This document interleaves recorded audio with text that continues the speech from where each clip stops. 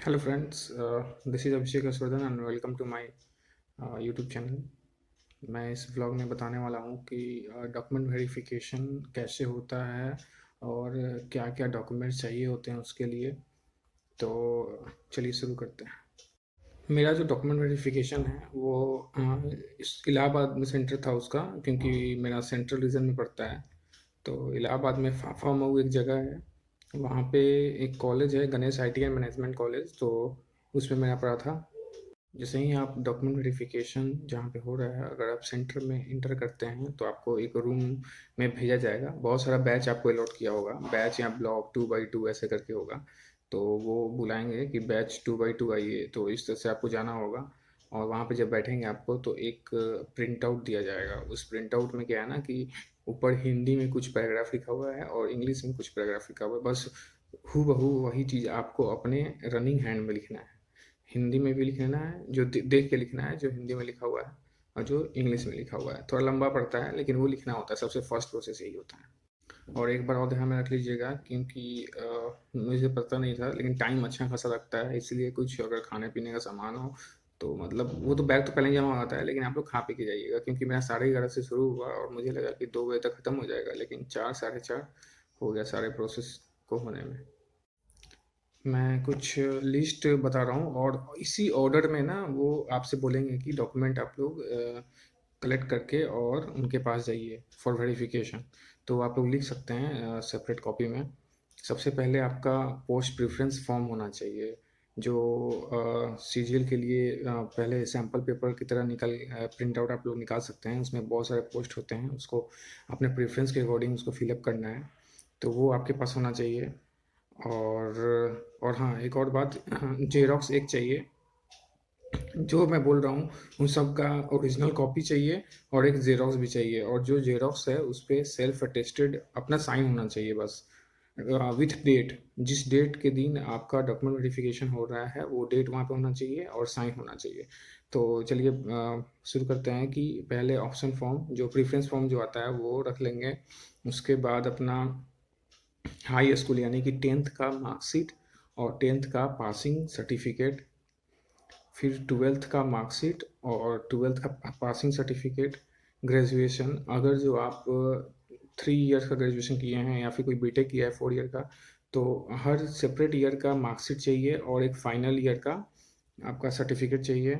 और जो बीटेक किया है उसका 4 साल का मार्कशीट होगा और फिर एक फाइनल डिग्री का सर्टिफिकेट होगा। और फिर से ओबीसी, अगर कोई ओबीसी में है तो ओबीसी का सर्टिफिकेट चाहिए।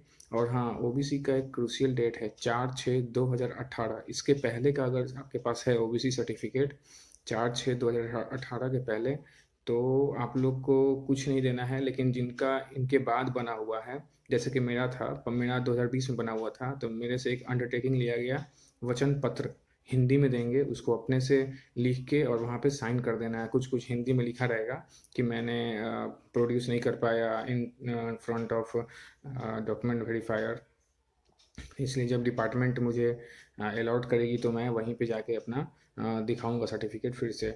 उसके बाद एक कोविड का सेल्फ डिक्लेरेशन फॉर्म है, वो दे देंगे। इन सभी का एक जेरोक्स, बस एक जेरोक्स चाहिए, सेल्फ अटेस्टेड, और एक ओरिजिनल कॉपी। ये सब जो आप हमने बताया अभी, इसका लिस्ट और ये एक अरेंज करके, जिस तरह से मैंने बोला उस तरह अरेंज करके आप लोग रख लेंगे। उसके बाद पहला एक आदमी के पास जाना पड़ेगा जहाँ पे ये सब देखेगा, जो जो आपने कलेक्ट किया है।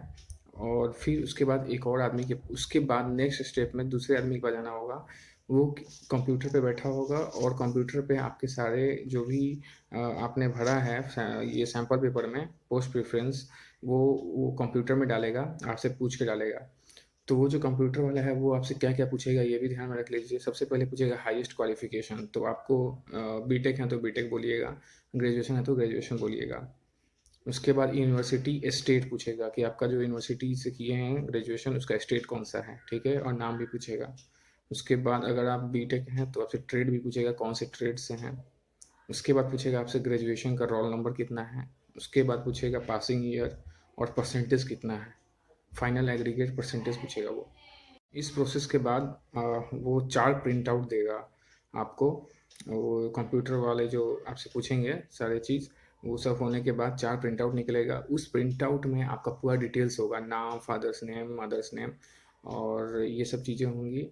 और पोस्ट प्रेफ़रेंस का जो ऑर्डर है वो दिया जाएगा। वो बोलेगा कि इस प्रिंट आउट में आप देख लीजिए, जो सही है उसके आगे आप पेन से टिक लगा दीजिए, बस टिक लगाना है। जो भी आपको क्रॉस चेक में गलती हुआ वो आप जाएंगे कि सर यहाँ पे गलती से आप ये टाइप हो गया है, तो वो वहाँ पे सुधार देंगे। और हाँ, अगर आपके मदर या फादर्स नेम में कोई भी लेटर का मिसप्रिंट या कुछ भी है तो वो भी वहाँ पे सुधार सकते हैं। जब आपका सारा प्रोसेस ये हो जाएगा, कंप्यूटर में जो फिट करना है डेटा वो अगर हो जाएगा, तो फिर आप जाएंगे पहले वाले के पास, जहाँ पे आपका डॉक्यूमेंट वेरीफाई हुआ था सारा।